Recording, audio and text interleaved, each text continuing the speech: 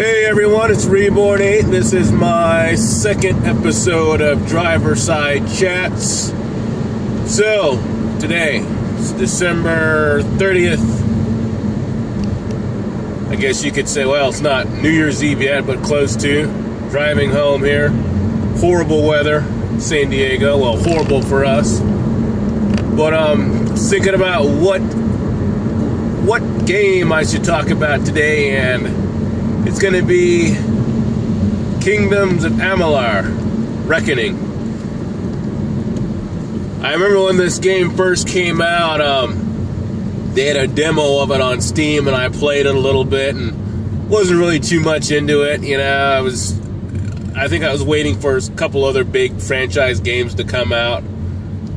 So I played a little bit and then stopped playing it, and, you know, that was pretty much it.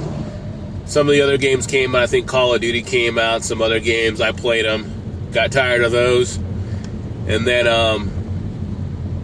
kind of came back to it. And they had a Steam sale, you know. It was really inexpensive. It was something like maybe $6 or something like that for the game, and got it.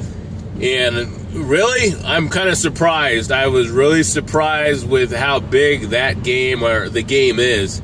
I'm only level 27 right now, but it's pretty expansive. I think they did a really good job with character creation, the whole thing with the Phalanx, and as you travel around, there's so many quests.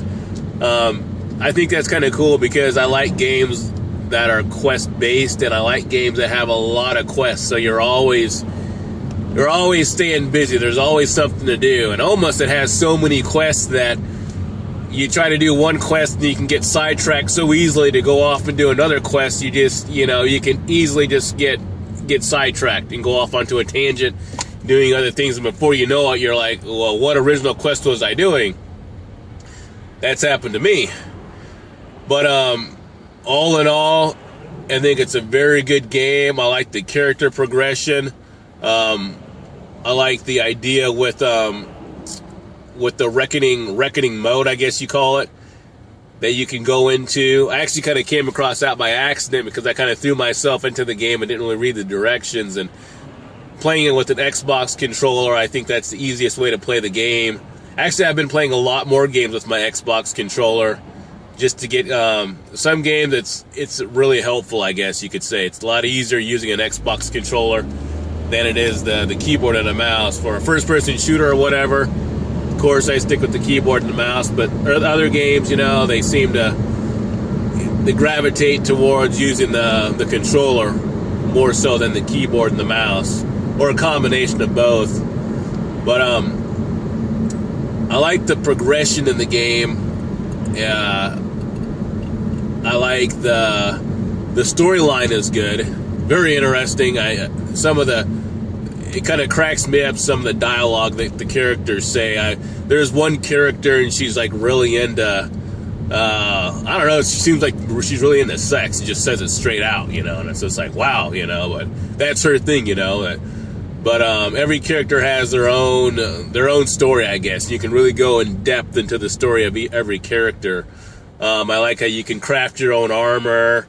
They got sage crafting, like alchemy, and putting things together, like putting crystals and gems together to reinforce components like the armor or your weapons. So it's pretty cool. You know, you can really specialize your character your way, it seems, and it has housing. Now, I bring up housing because I've always kind of liked housing since the days of Star Wars Galaxies back in the day. Housing's kind of a cool thing. It's nice. It's cool to know that you have a structure that is yours. You can kind of design it yourself. Even though you can't really move things around in this housing, you can upgrade it. But you can stash stuff. You can store stuff. So if you want to be a hoarder, you can be a hoarder and just stash stuff away in your houses. I've come across like 3 different places, I believe, in the game where you can you own it after you do a certain quest or whatever, and you come across, it's your property, and then there's people there that work for you. You can give them the supplies they need, they upgrade the stuff. But I think that's really cool, you know. for a game it makes it more immersive, I think, when you have a game that has player housing. You know, it's like, I remember with Star Wars Galaxies, and I won't really get into that because I'll talk about that on some other chat, but it makes you feel, it's just very immersive when you can have you have your own pad. So, what else about that game? It was created by Big Huge Games and 38 Studios or something, done by I forgot is a baseball guy that started it. 38 Studios. I think that studio went under, unfortunately. I think Kingdoms of Amalur Reckoning was their only game, and it was successful, so I don't really know what happened with the studio. But I think Big Huge Games is still around. But, I mean, it's a great game. I think if you're looking for a game that's expansive, has a lot of depth to it with character, definitely I would check out that game. It's really surprising, and I'm not surprised by its high ranking that it's got on like Metacritic, and some of the other IGN, Steam. I know they give it very high ratings, like 9 out of 10, I think. But it's a cool game if you're into that RPG type of game, like Dragon Age. If you're into Dragon Age, you'll definitely like this game. But let me know what you think about it. If you've played the game, your likes, dislikes, other games that might be similar to it.